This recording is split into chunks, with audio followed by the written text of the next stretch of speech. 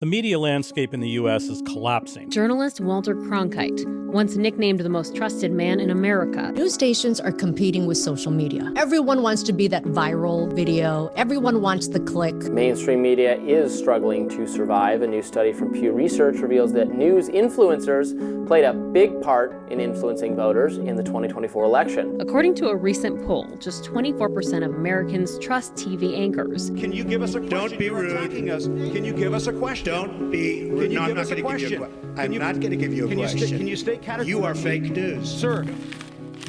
Distrust in U.S. journalism has risen dramatically over the past few decades.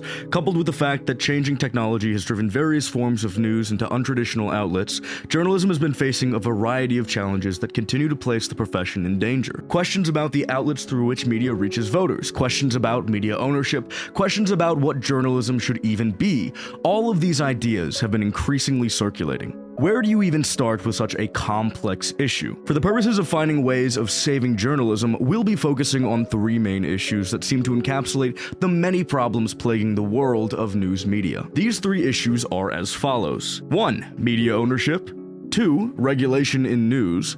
And 3. Sparking engagement in journalism media. With the increasing consolidation of media ownership, concerns have risen about what content does and does not make it into the news based on the political biases of the ones controlling the media. With news media constantly being under fire about their ability to produce truthful, journalistic media, how do you regulate news media to allow for the production of this content that lacks sensationalism and is thus less profitable for these companies?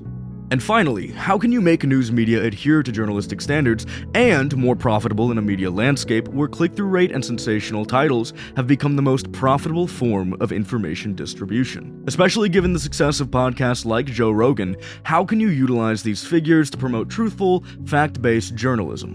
While this was but a brief introduction to the problems plaguing journalism, we do hope to elucidate more clearly how these issues come into play and how they can be combated through the Vanishing Headlines campaign.